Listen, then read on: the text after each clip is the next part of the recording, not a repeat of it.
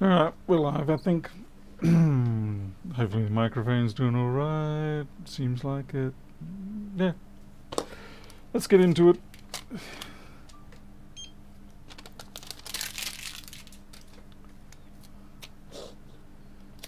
What have we got? 2141, 64 ohms. That's a bad start. Didn't even give me a warm-up. Just straight in and deliver the bad news.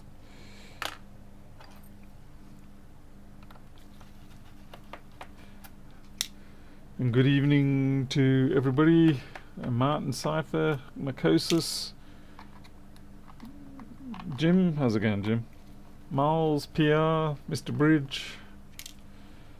Alrighty.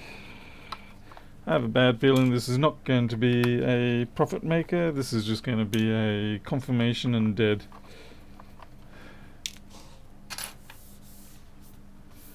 Hey Teresa, Colonels and your techs. Very late New Zealand. Yes, it would be actually. Yes, the vet certainly does love us right now. Today was another $1,500. The other day it was $2,500, and the day before that it was $2,000. So yeah, the vet's very much loving us.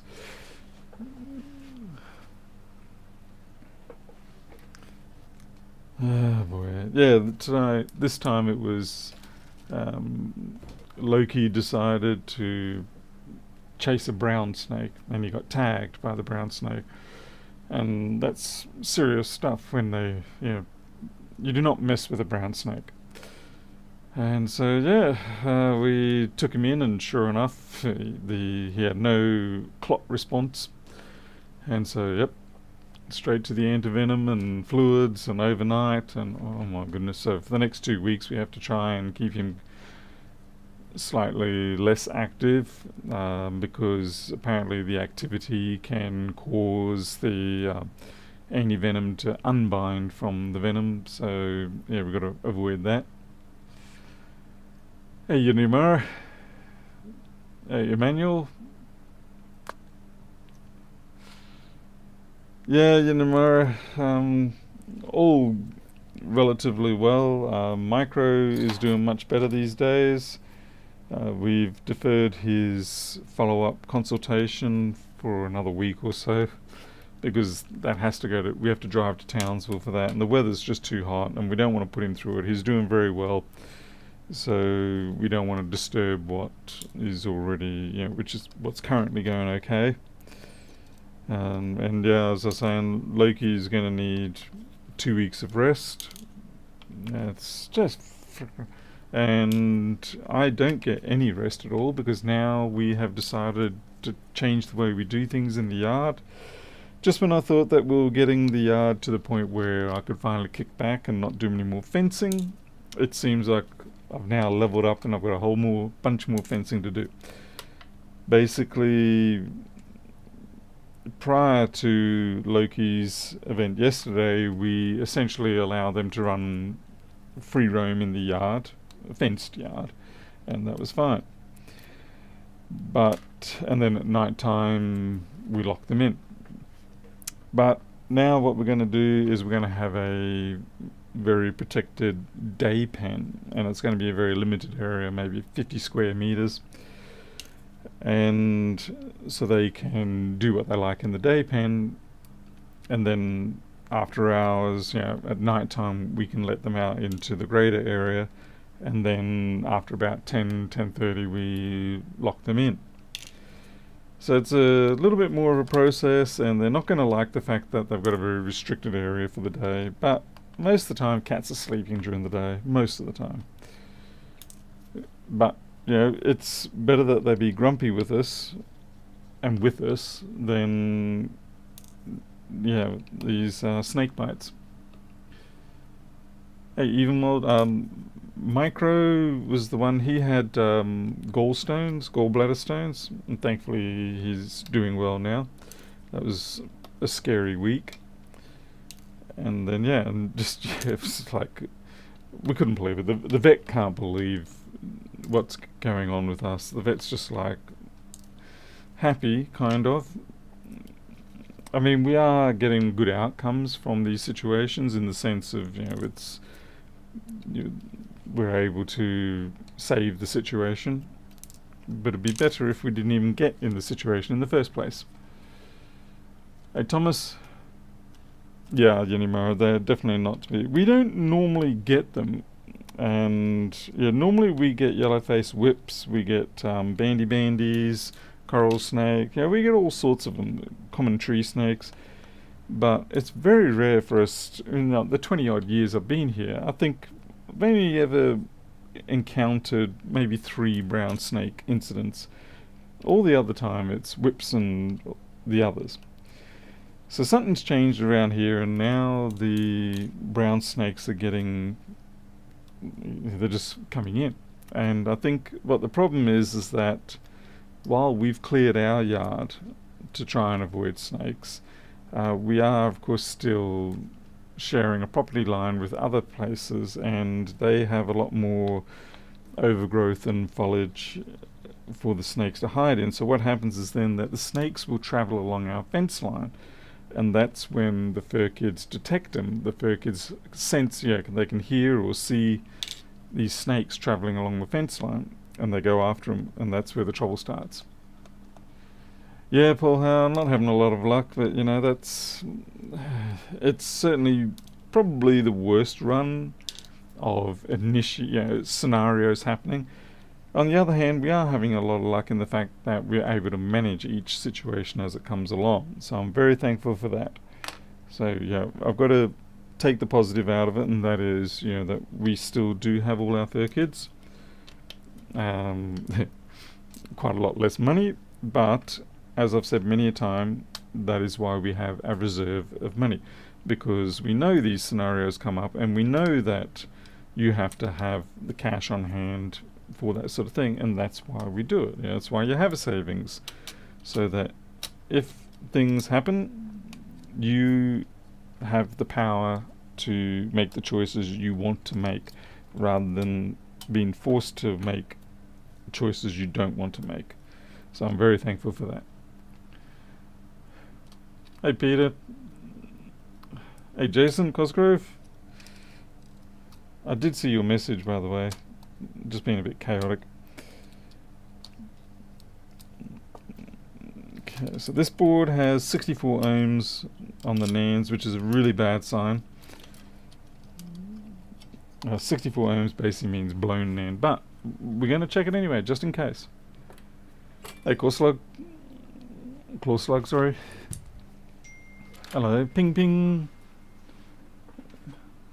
Email. Oh, email, interestingly, Mr. Paul Howell, thank you very much, good sir. Mr. Paul Howell just contributed 100 towards the kiddie fund, even though I'm sure you could probably use that money yourself. Thank you very much. Very much appreciated. And hopefully we can fix this too. Oh, that piece of metal got angry with me. Bloke 5 doors up had 25 king browns come out. What? That's mad. It's interesting that the king brown, even though they're both brown snake, they're not the same genus. They're very different snakes from each other. But either way, you don't want to mess with either of them. Yeah, when it rains it really does pour, except we went beyond just pouring. It's just turned torrential. Okay, so immediately what catches my eye here, I went straight to this area because, this is the 2v5 NAND area. Immediately what catches my eye and gives me a sad face is that these two resistors here, notice they've got corrosion damage on them, and they are the feedback divider. So what they do is they sample the voltage coming out, which is supposed to be 2.5, and they feed back into this regulator, and then the regulator adjusts according to whatever's sampled. So if you get something manipulating this voltage divider, it will then feed back the incorrect amount of feedback, subsequently causing the regulator to go one way or the other. And in most cases it goes the way we don't want to go, which is up in voltage. Hey there, Serge. Paul, I suppose, but well, you know, I'm very appreciative. I just, yeah, always want to make sure you're doing the best for yourself as well, all things considered. But it's definitely appreciated. This is really interesting that there's actually very little damage apart from that.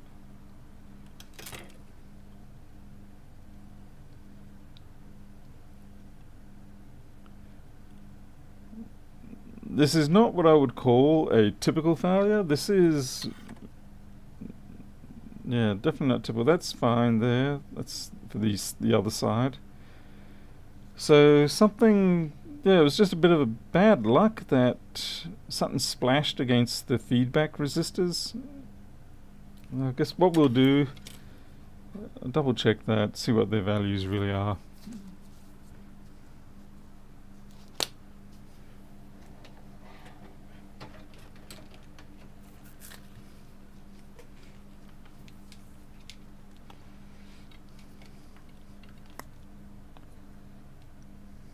Okay, TV5. Okay, that's different. That's different. That's 2.1. So what's 65? Okay, PP bus is fine. But NAND is actually 2.5 on that side. Let's check and see what's on the other side. Could be because I'm using continuity mode. That side's fine. Alright, I'm gonna say we pull the regulator off the other side and we might get lucky. Might. Might. Okay, we're a little bright here for me.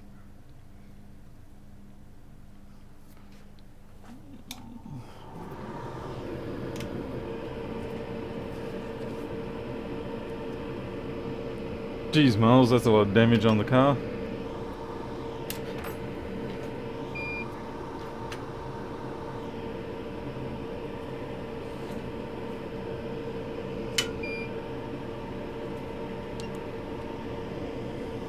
Oh, almost forgot to put my thermal safety brick on. There we go.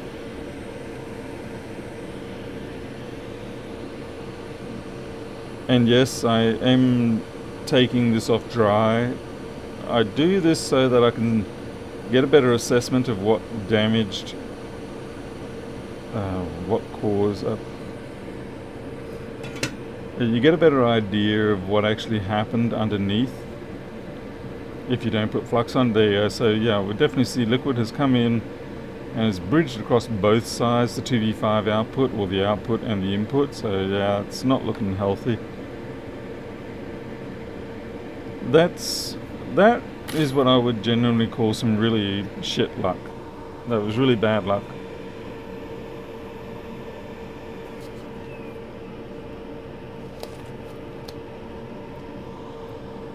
Yeah, I didn't know that echidna tasted like that. To be fair, I don't really care for how sweet McDonald's buns are. I don't think I've eaten McDonald's in a long time now, but the last time I did, I was put off by how sweet those buns were.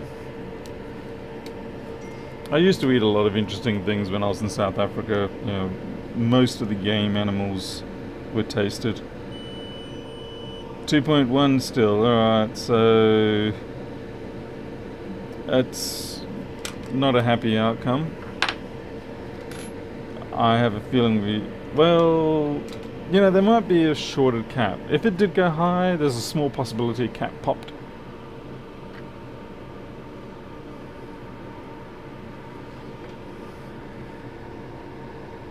Jason, you're not having much luck either, I see.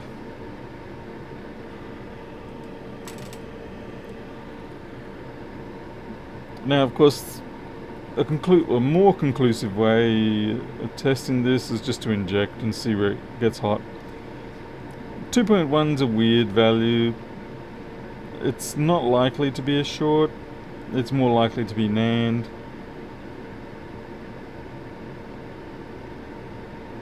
But yeah, this is, like I said, this is really terrible luck for this person, because honestly, the rest of the board is in pretty good condition. I'd be pretty angry about this one.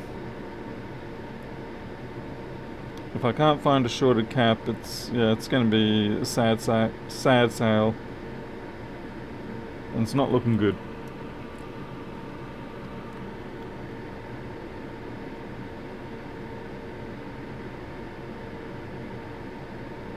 And that corrosion that is in there, it's unlikely to be making it 2.1 ohms. Was that a split across that cap? Or was it... Those caps have some interesting fatigue lines across them. I think it's just the soldering.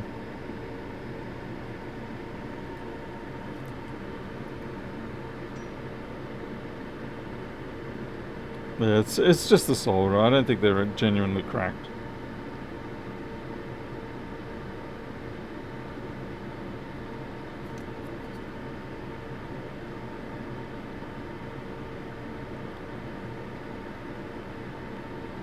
So yeah, unfortunately I say we go to the injection option and we watch the NANDs warm up.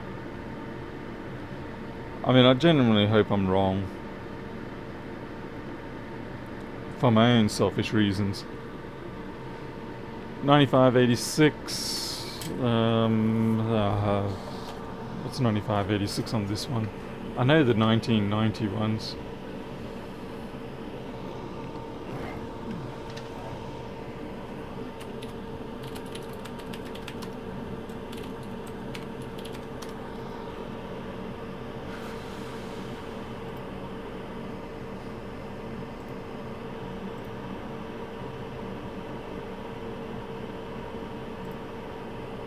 Hey, Jean-Marc.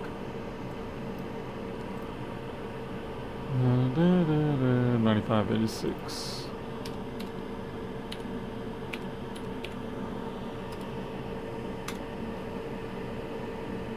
Oh, right, yeah, that one, yeah.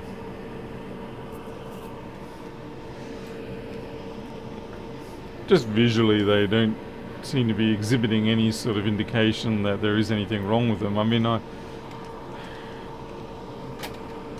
pull it anyway. Although they were the ones I was just looking at.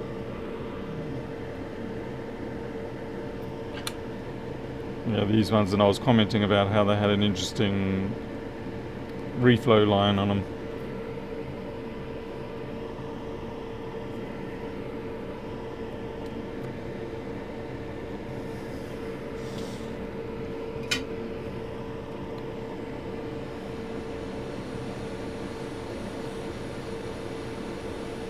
Yeah, the fact that the feedback line got hit does, yeah, concern me.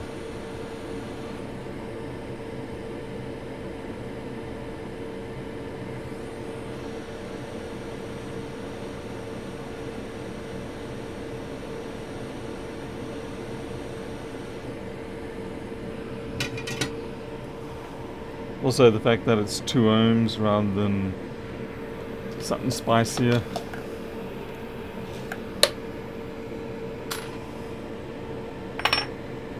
Let's see, here we go. Let's see if this lucky, hopeful shot worked, or whether it's just going to be another wah-wah-wah event. Nah, it's a wah-wah-wah. That made no difference. Crap.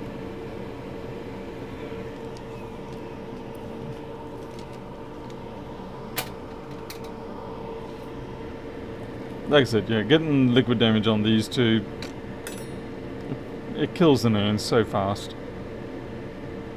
And the fact that the liquid went under the regulator as well. So even if it wasn't because of the feedback, just the fact that a bridge between 18 volts or 20 volts and 2.5 is bad enough.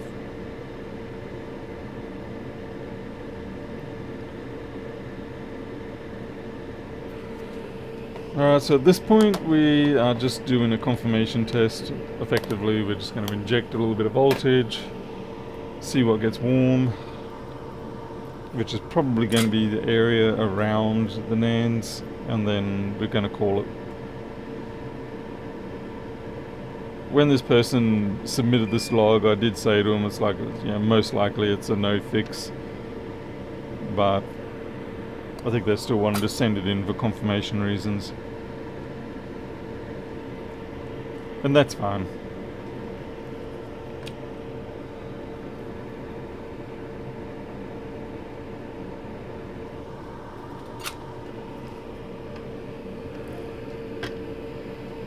Hey, Sutterbridge. Oh wait, I already said hello to you. Actually, I'll just put this in the cooler.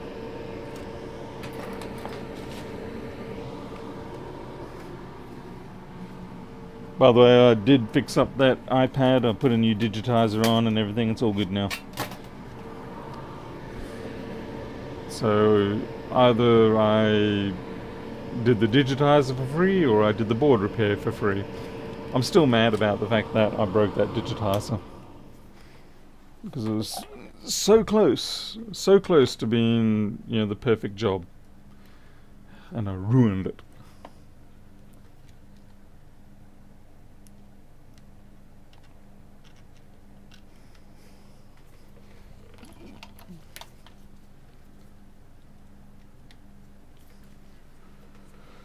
$25 volt, 5 amp, eh? Yeah, that sounds like a good idea.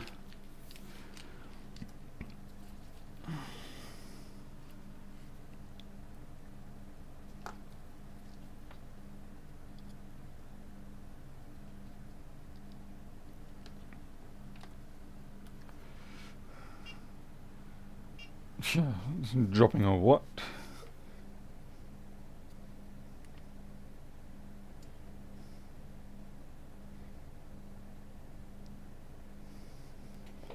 I don't know what the camera's doing.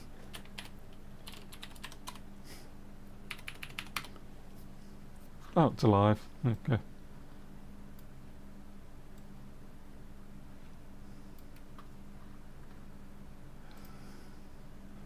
Okay, we don't actually have any power going into it at the moment. That is just a reflection spot.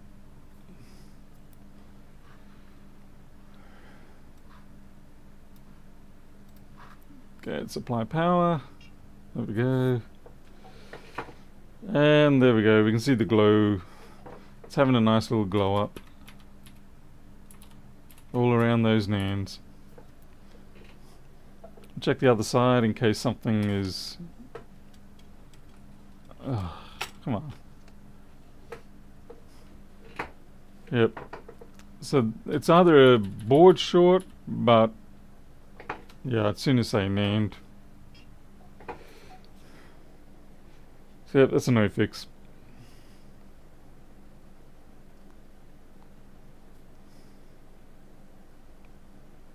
Hey, Grumpy Tech. How's it going down in Townsville? I was down there... I don't know, I went there twice last week, but I already told you that. Yeah. Hey, MacBook fixer. Oh, well.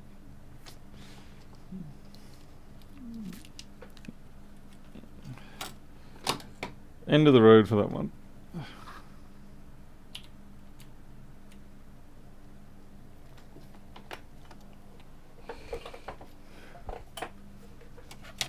Believe me, it's annoying for me too.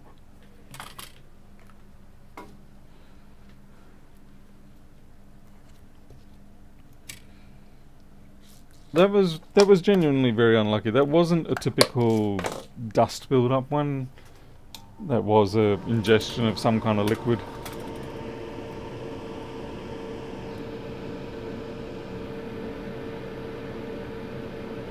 Hey, Simon Weiss. Come on.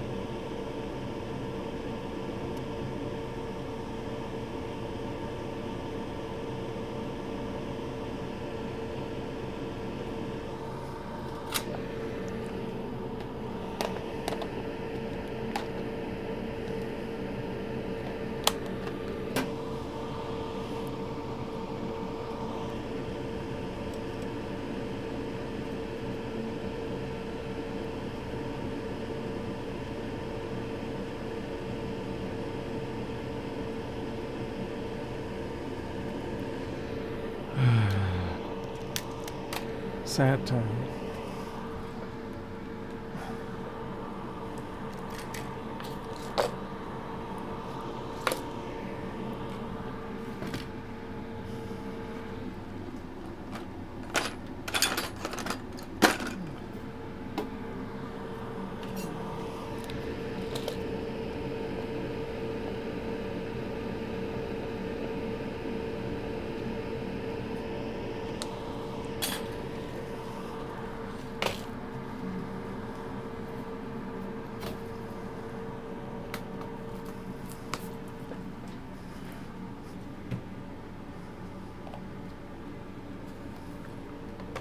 Alright, next job is a return to a previous job. I found a 3715, what am I saying? 3217, I mean. So we just got to do a replacement. Found a donor board. I'm going to switch a route. Hey there, Harold. Peter retired. Yes, browns are very nasty. MacBook Medica. Tell you what, I actually wouldn't mind. I was going to get just a cheap board from AliExpress to put into one of my own chassis because I want a build machine for my software. Basically to build Flex Board View. And I've got plenty of. Well, I've actually got more 1990 chassis than I have 2141s. But I figured, I'll just sort of make myself a 2141. And then they will run Catalina, which will allow me to build and actually build quickly. Instead of my poor little 1466.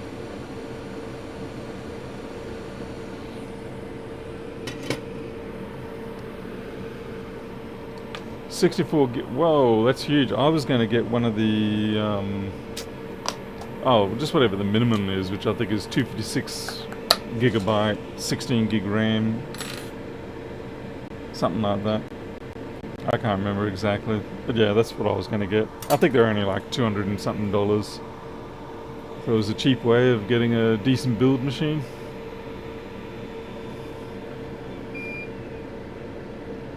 Seems there's a bit of muck under here.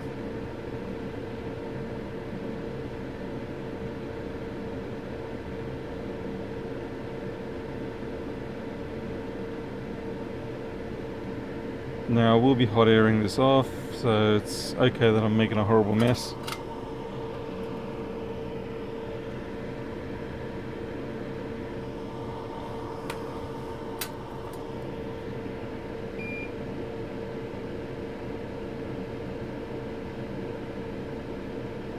Although I am making a little bit more of a mess than I normally would want to.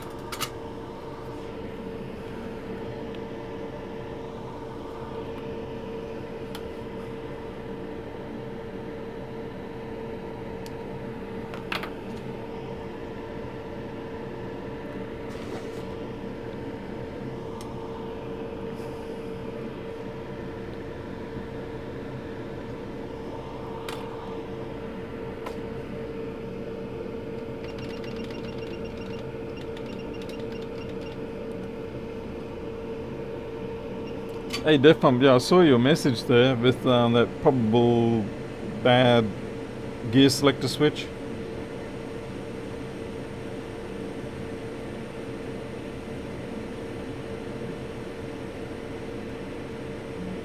I've run into that with my own car actually. Fortunately I was able to fix it on just using a screwdriver jammed into the transmission cable area. I don't know if that's going to work for you. Oh, that's way out of focus, Paul.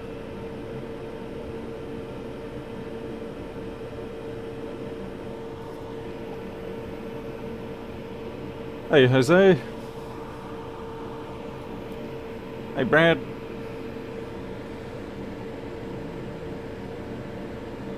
How's things going on your business? What you been building this week? Or are you not building anything?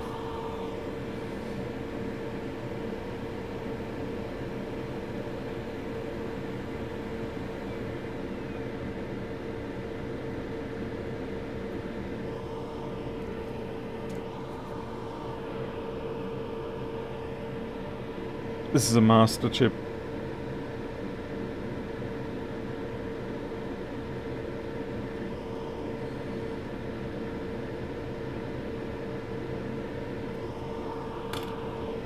Okay, so we just flux that up so that it doesn't get contaminated while I'm dealing with the other one. Knocking out the same FYMB 2000 PCBs. Do you ever get bored of that? Or do you find a sort of sense of relaxation from doing it over and over.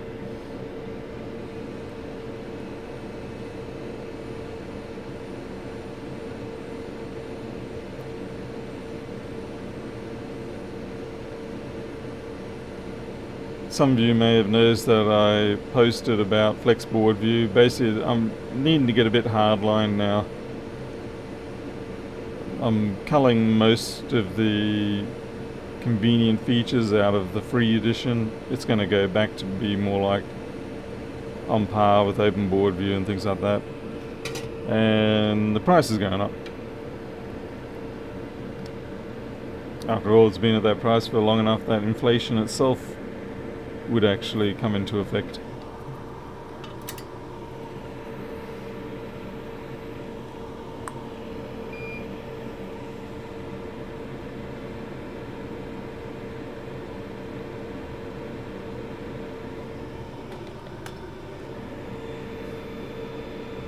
You find serenity in it? Well, that's actually excellent. I wish I could, but I just can't. I get cranky. I'll probably get more serenity out of doing dishes than I do building stuff like that.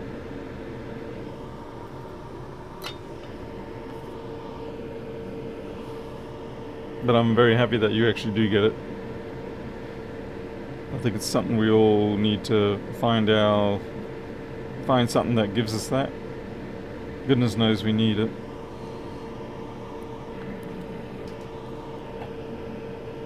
Oh yeah, Miles, nice and cranky. Of course, I know you're being facetious there.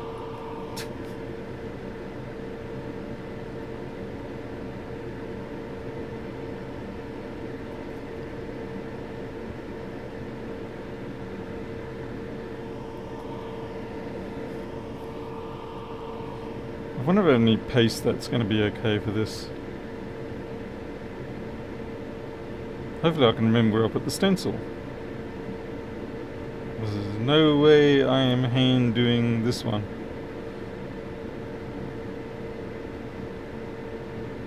Okay, looks a little fuzzy, but it should be okay. Right, stencil time. Where did I put those stencils?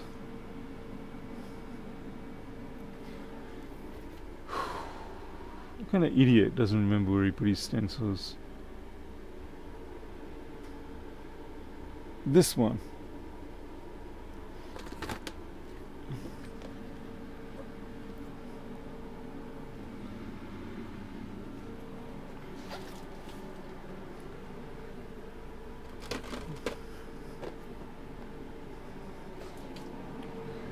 No doubt I have actually put them into a safe, special, proper place, and I've forgotten where that is.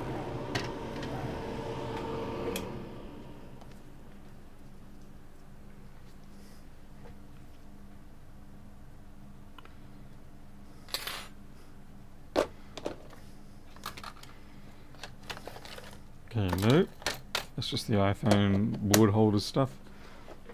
Speaking of which, I did actually get a replacement board holder. Yeah, the other night I was complaining and then I said I bought a replacement one. So, yeah, I did end up buying one of these ones. It's got just as much slop as what I found the other ones. However, due to the design of the drawers, I can sort of work around it a bit better, but it's still got just as much slop in there. Way too much. It's got to be like 10, 20 thou of slop in there.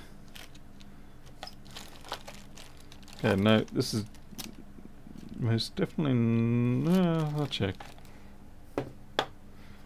But I should have a separate container for this kind of work.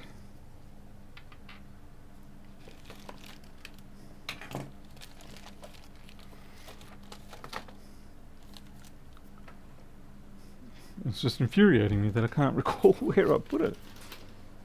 It's got all my commonly used stencils.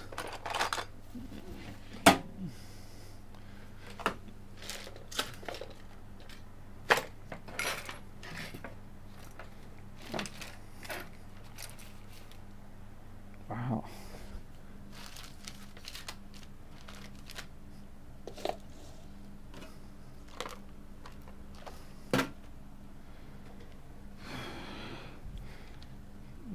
find it shortly. If I can't find it in here, maybe it is all in here. I don't know. Maybe I'll have one in here that I can use. Wouldn't be not with the ring light. Yeah, 10th hour is quarter of a millimeter.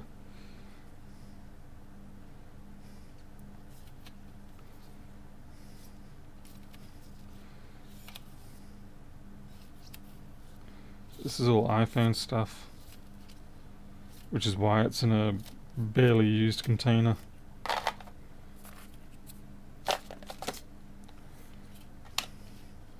iPhone 4, iPhone 5, iPhone SE. You see, it's like nobody uses that anymore.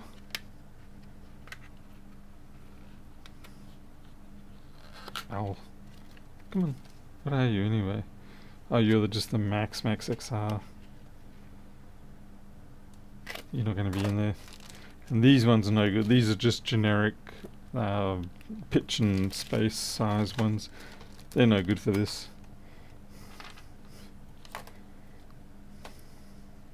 What's this? Oh, this is SAC 305. I had good intentions of using SAC 305 and I just never got around to using it much. Not while I have leaded.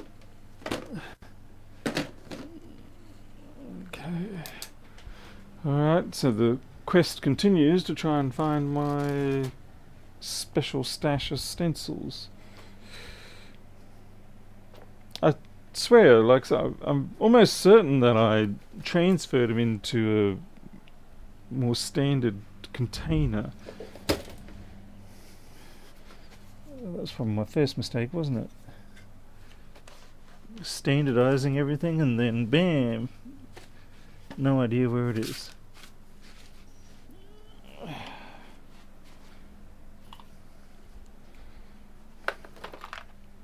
Not you, not you.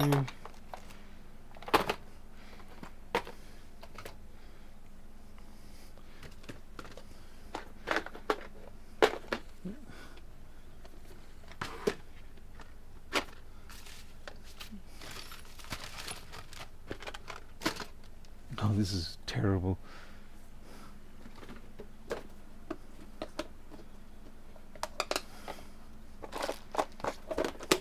Nope. Nope. Nope. So we're just gonna have to go through them all and find them.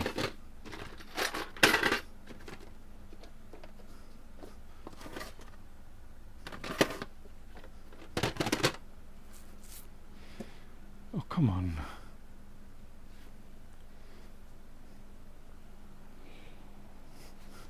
Of course, it's going to be freaking hilarious if I said, what's this stupid container, and threw it out.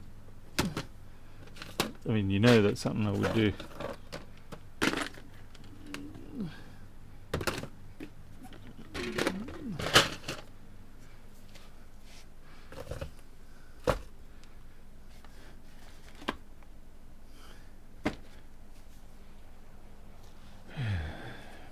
Well, this is what I get for violating the first rule of your workshop. Never clean up, never try to improve things, never try to organize.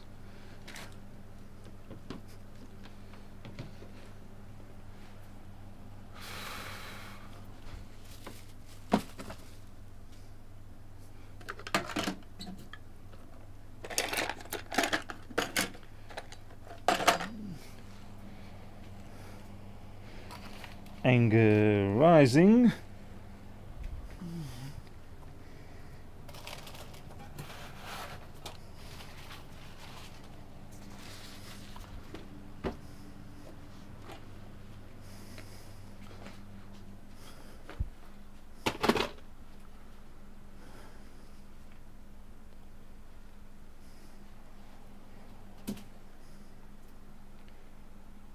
And of course, it's one of those stencils that I don't really have any duplicates of.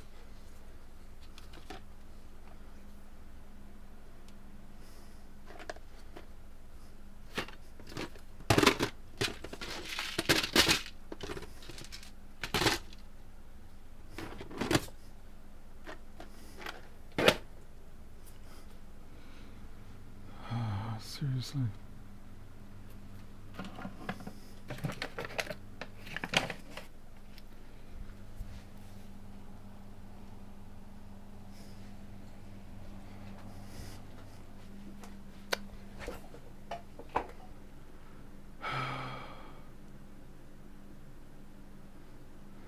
Yes, if I keep digging, I'm going to start accidentally touching the scope. And there'll be a whole different violation of principles.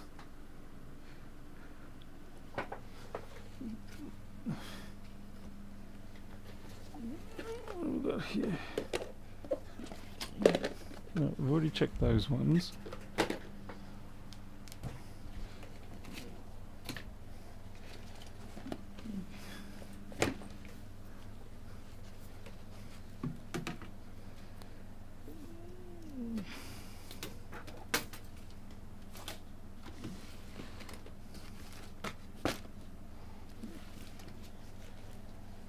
And yeah, it contains things like my, the CD32 stencils. Let's see, a whole bunch of ring lights.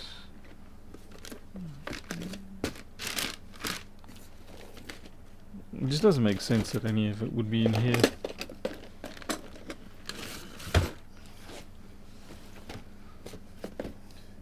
USB-C meters, not in there.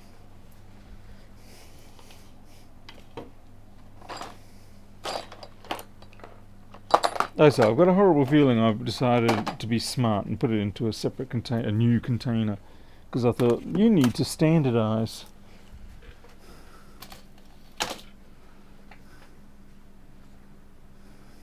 Yeah, Phil will manually ball it. I don't care to return to those dark days of insanity. It's all fun and games the first 1 or 2 times. And then it very rapidly becomes just madness.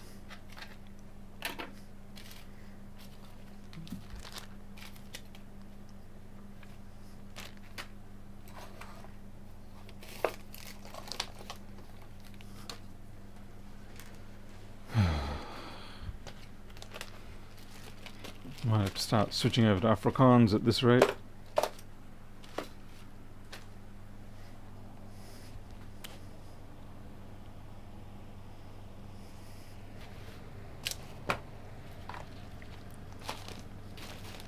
Ah, found you.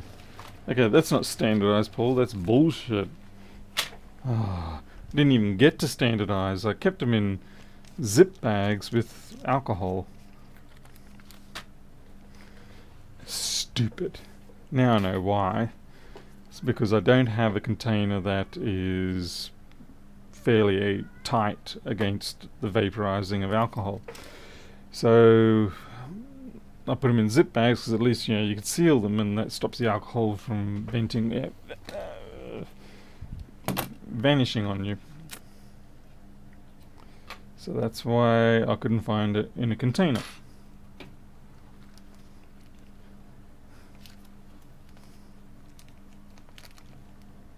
Okay.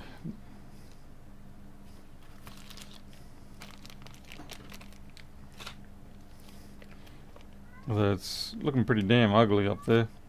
Mo, is that you, buddy? Where are you, buddy? Are you on the freaking air conditioner? Alright, folks, I've got to go get this child off the air conditioner.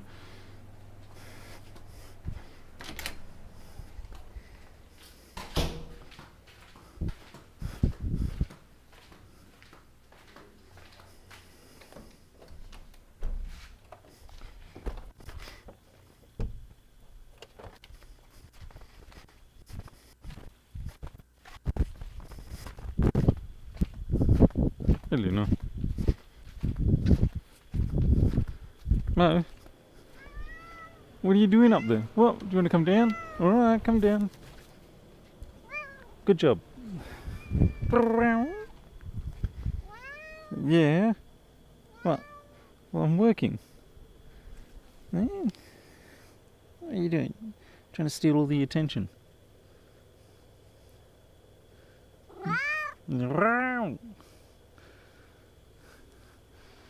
Come on. Yeah, come on. Come inside, get you some biscuits. Come on.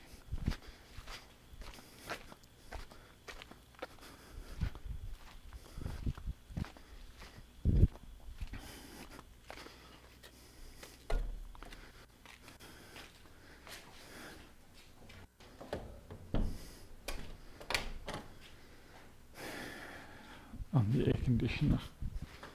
What time is it? I'm not sure, 9:30.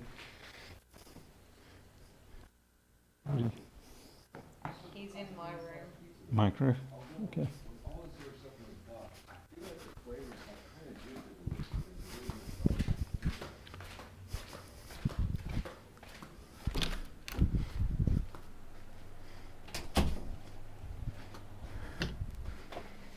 Yeah, never a dull moment, is it now? Yes, he's quite a talkative cat.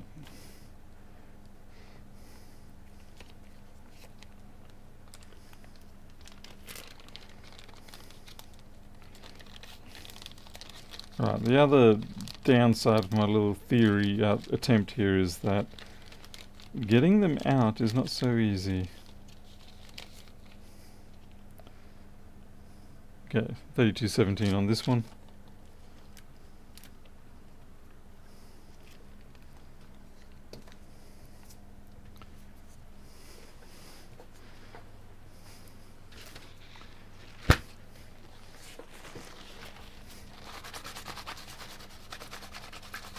Yeah, so I'd like a container that I can put my stencils into that can hold alcohol, but not have everything evaporate off after every 3 or 4 days.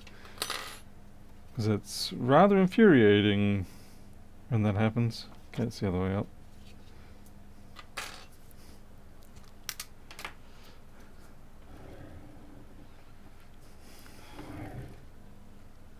Defcom, that is very unfortunate. What are your options at this point, Defcom? Like, do you have like commercial car service sort of thing? Okay, what the heck? Yeah, I got 3 rows. 3 rows.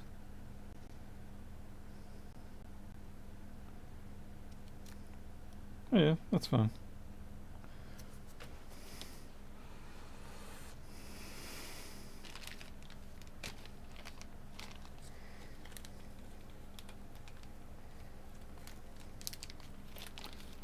Trying to work out what I want to spudger it with.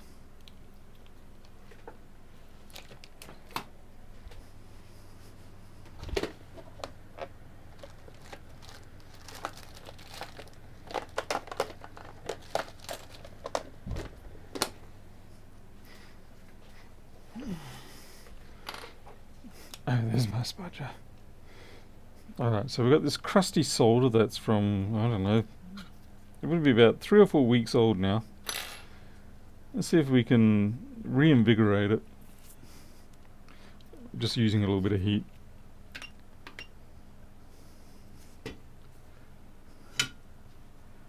Have we tried sandwich boxes? I guess that comes down to which sandwich box. Okay, a little bit of heat. Hold the stencil.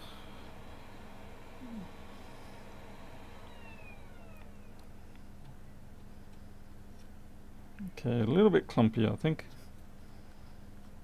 I might have... Yeah, that's not going to work so well. No. That is a unpassable failure. Or maybe it's not. Let's just keep trying.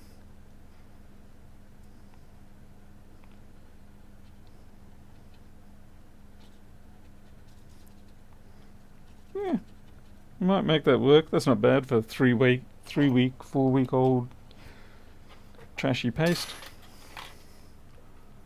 Systema clippets. Okay, no, well that's, I was keeping them in Systema clippets, funnily enough. And that's what I just migrated them out of.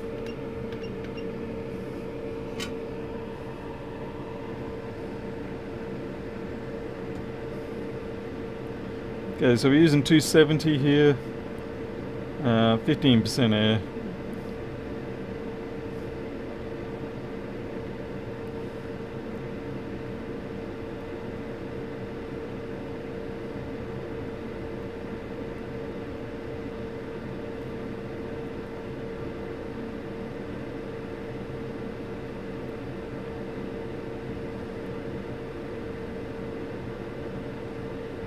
Maybe I could have done with a little more air. Oh, hello. Yeah, I think I could do with some more air. I've kind of committed now.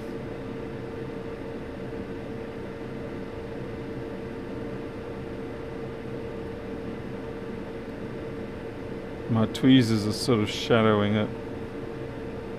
Okay, they are not stuck down anywhere remotely nearly yeah.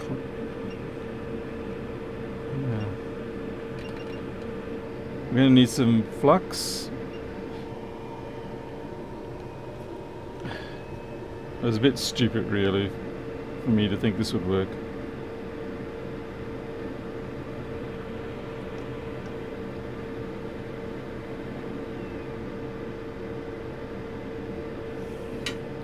Let's try that again.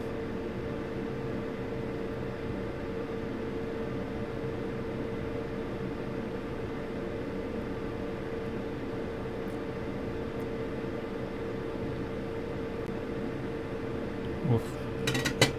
Ah. Flux didn't manage to... I wasn't able to migrate it far enough.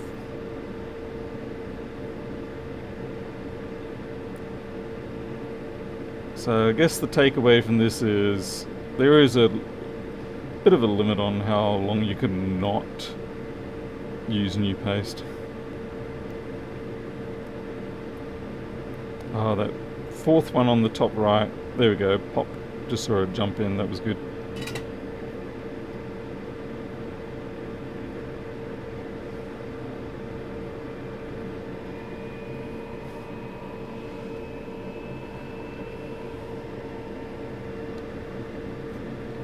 I mean, to be fair, that paste has just been sitting out on the workbench the whole time for the last several weeks, so the fact that it even was able to do this, I'm pretty happy with, but it was probably a little bit naughty of me.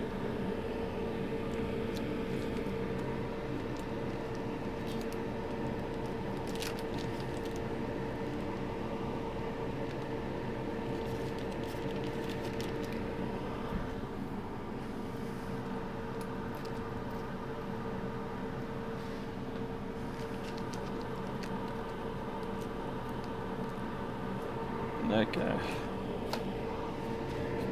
Still, looks like I did the job.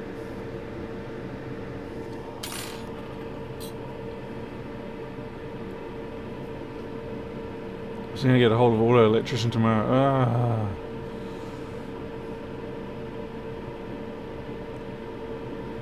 What kind of paste is that? That was stuff that I don't think you can even get anymore. CT chemicals. What is this? I mean, maybe they do produce it, I don't know, but I haven't been able to buy it from my usual supplier anymore. Let's see, 63, yeah.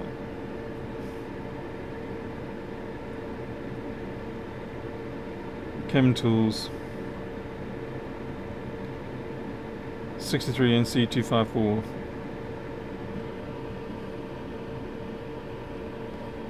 They're just little 15-gram tubes, which works well for me. I mean, a single tube lasts me a tremendously long time. I'm actually pretty happy with that. I don't think I need to rework that at all. There's a little speck of dust on that one ball. I'm actually going to let it be. I feel like if I mess with that, I'm probably going to ruin it.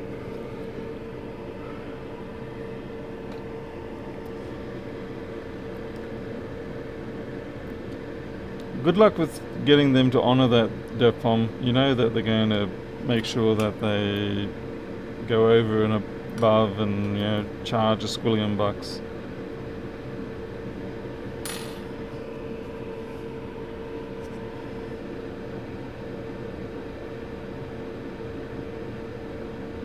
I hate it when that happens. It's very annoying when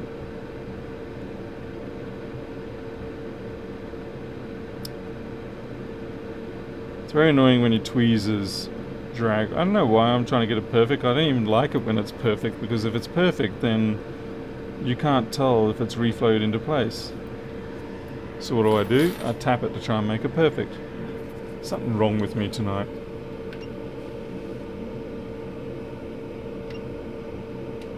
Okay, 430 on the temperature.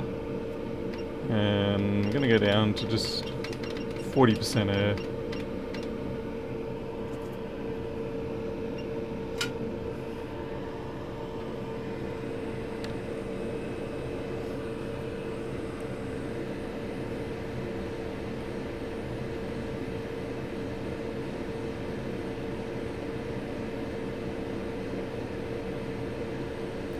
Far out, I mucked that one up.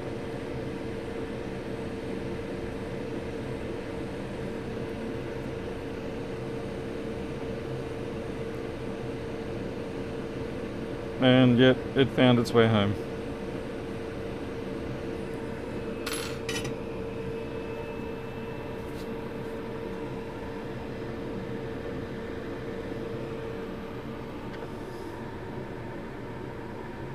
Yep, they made it home.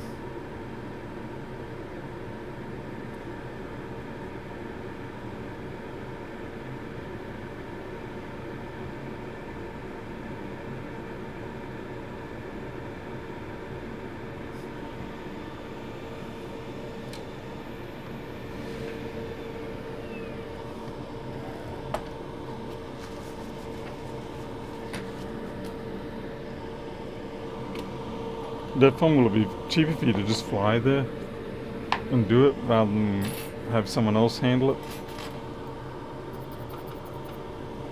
Or you're not in that position.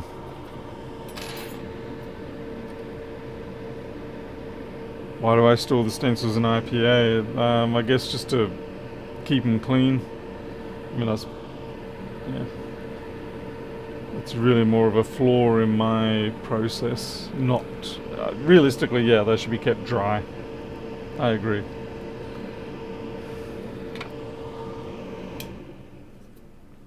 They're less likely to get corrosion if they are kept dry than if they are an IPA. For me, it's a clean thing. It saves me having, like, if I put a dirty stencil with a bit of solder or flux on it into the IPA, then it kind of, through osmosis or whatever, sorts itself out by the time I take it out. But that's naughty.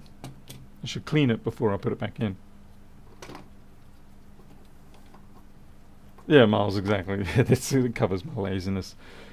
Right, let's see if this actually does do the 20 volt. Let's see. Okay, so it's this channel here. Okay, so we've got 20 volts and it goes, it's good.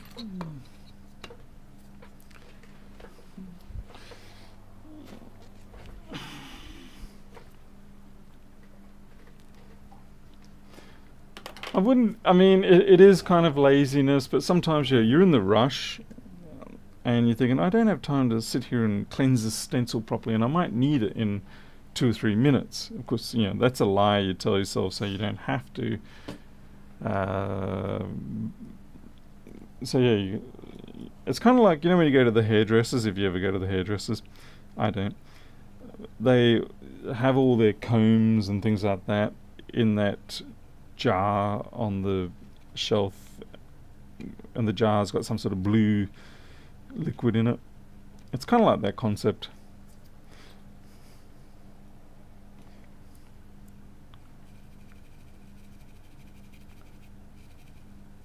So I'm just trying to get the flux out from those resistors.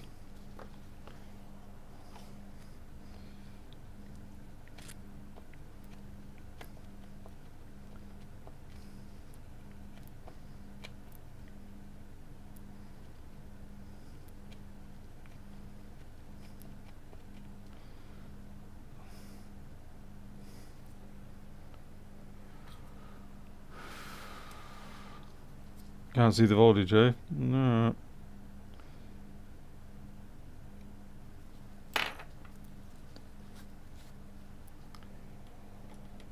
That's what I get for messing with my software. It was all fine until I had to mess with it.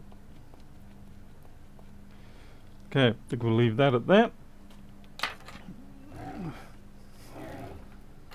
Let's get this reassembled and hopefully it works. This was the one where we replaced all of these caps over here. Actually, did I wash those? Hey Ryan Labs, I just saw you there, sorry buddy. That doesn't look very washed to me. So we'll give that a bit of a heat and then a bit of a rub.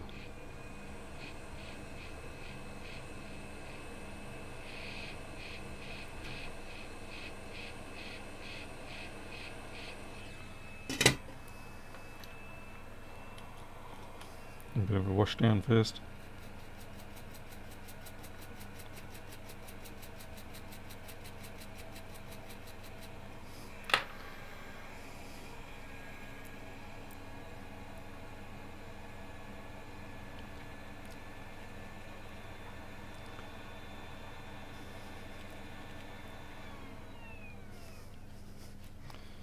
Alright, it's nice. They're all the right size caps and everything.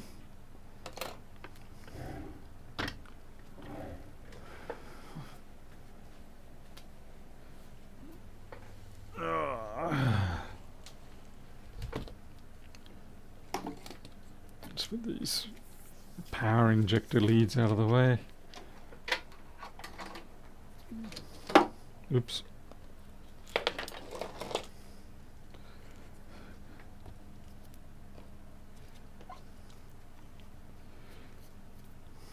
Hey Antonio. Come on, come on, come on.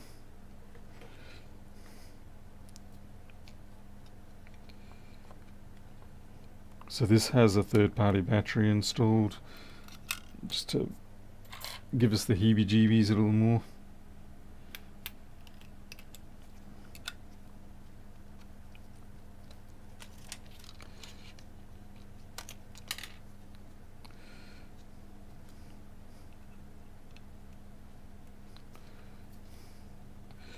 And if this succeeds, then I am calling it a night. And go back to, well, I'll have to go back to dealing with the furkids and then get some programming work done and some website work done and some administration work done, you know, accounting, business and tax and stuff like that. Of course, we've got end of financial year coming up, so that means I have to decide what I want to spend money on. That connector there is cracking. I have to make note of that in case they start having a weird lid sensor problem or speaker problems. Then I'll go, oh yeah, you need to replace that speaker.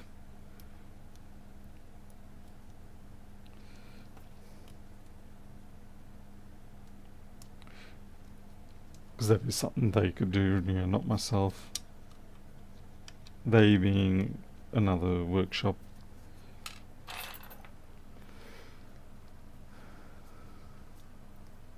Hey Johnny Chung.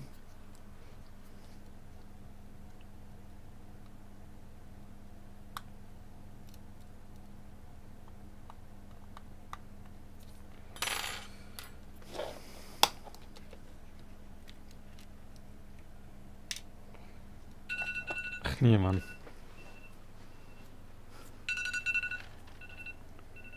Okay, so micro and snooze. Let's see if this works, and I'll reset the USB-C meter. Let's see.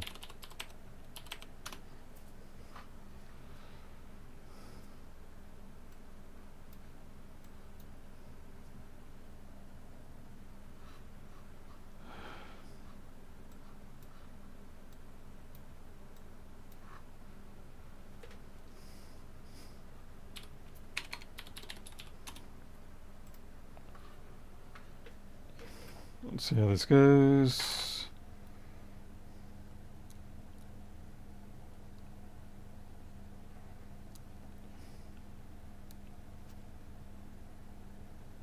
Okay.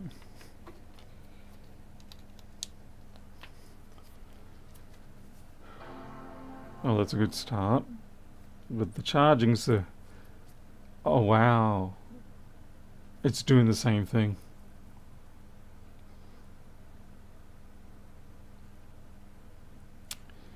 Which means it wasn't the CD3217, even though it had a burn mark on it.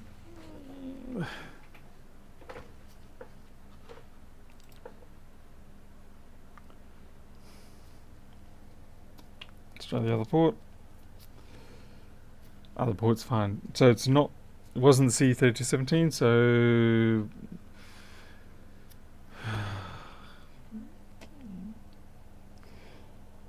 I'm going to say MOSFET, intake MOSFET.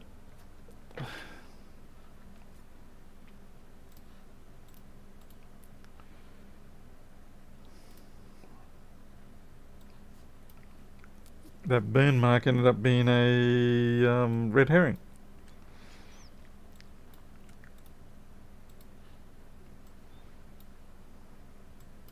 Oh, no, that's not it. This one.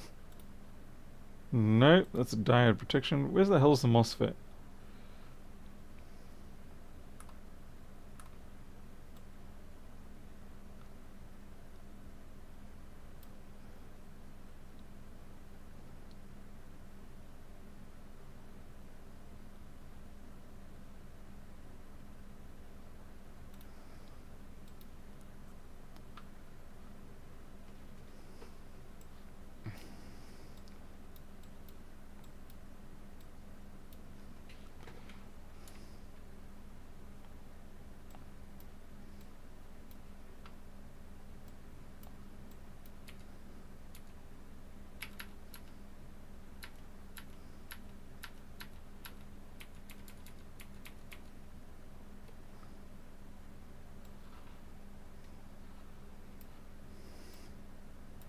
What the?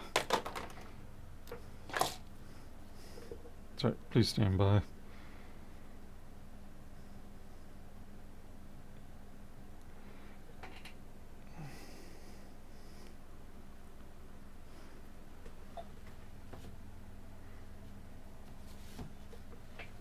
Where'd that donor board go? Yeah, I might have to call it for tonight, but nah, I should try the MOSFET at the start.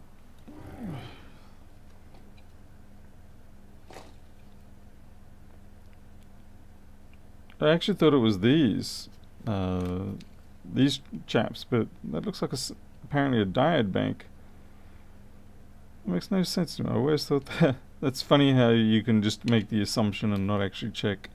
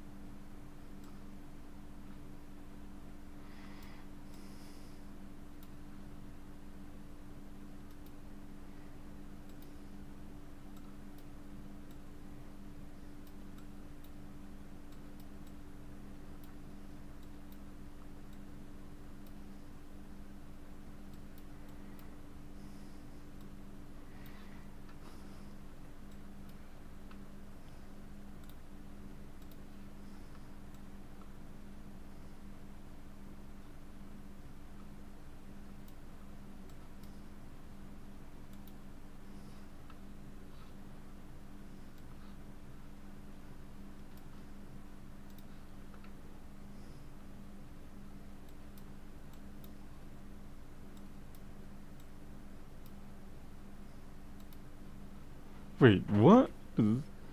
All this time, it was the 3217's got their own internal.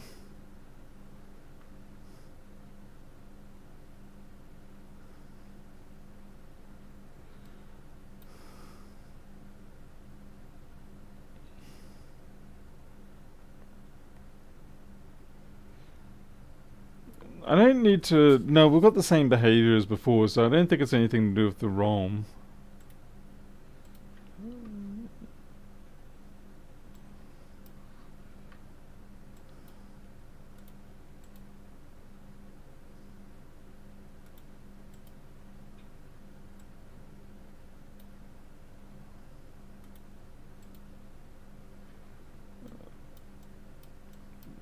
No, I am genuinely feeling dumb right now because I can't find the MOSFET.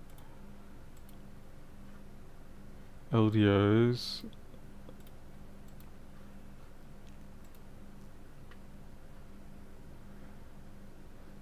Yes,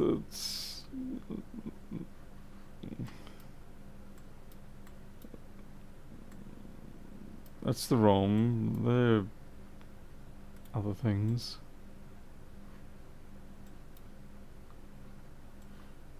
I think maybe I just need to take a break and actually review myself.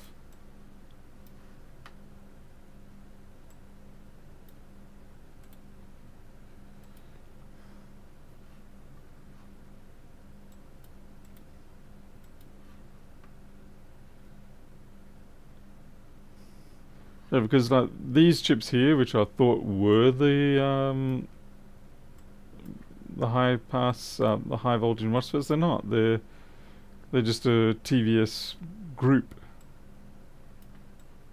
So like we have it coming out of here, PP bus USB-C one.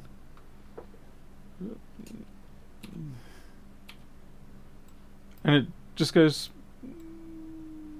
straight in.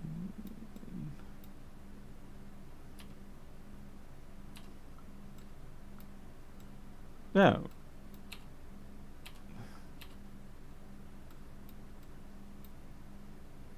What the hell?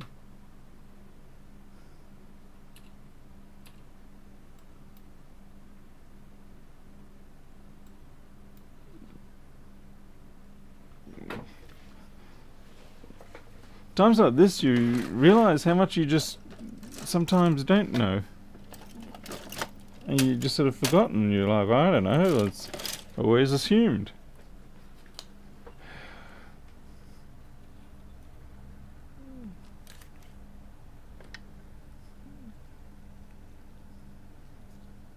So these are the Intel ones, but so I guess it's just passing it all through that. Brain fart. Alright. Yeah, they got no external MOSFET, yeah. All this time I thought they did. They don't. So that definitely means it's going to be something else. Maybe it's a bad fuse. Yeah, maybe the fuse has a 3 or 4 ohm resistance. That still doesn't make a lot of sense, but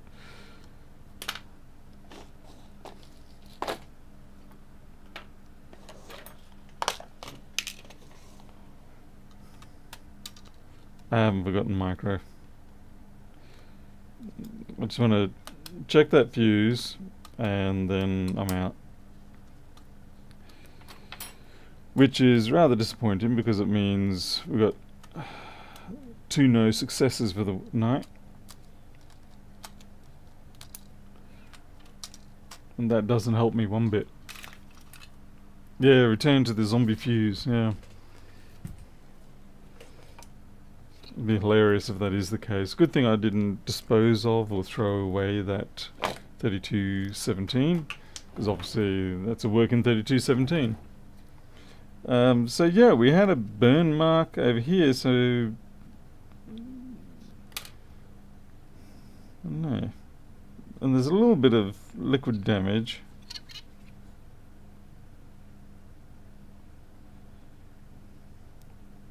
Alright, let's take that fuse off and see what it measures, and then yeah, it's still weird. The other ports are fine.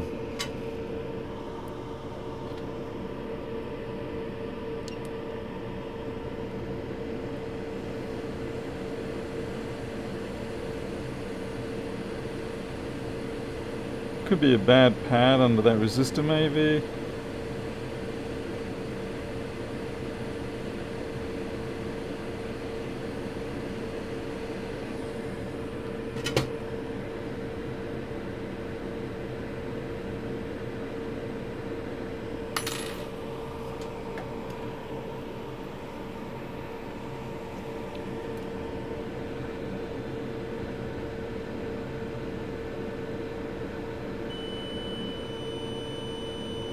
0.2 feels about right.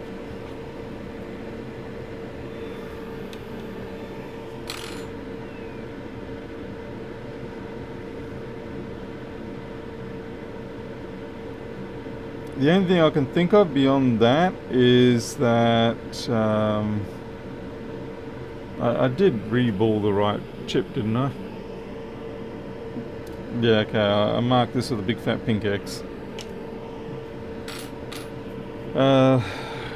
If that internal MOSFET requires an external boost, then there could be a problem with the boost generator.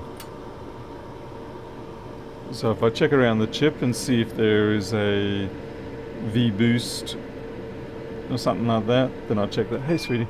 Yeah, I've got it. Yeah. No, I'm just about to. Yeah. I just wanted to finish up here.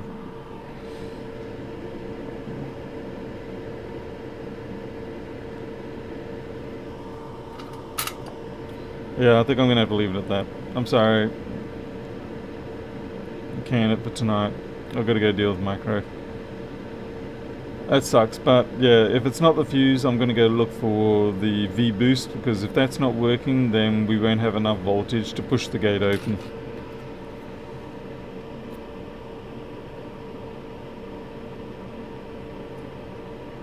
Jason, yeah, I've got 2141 chassis. Alright, I'm out.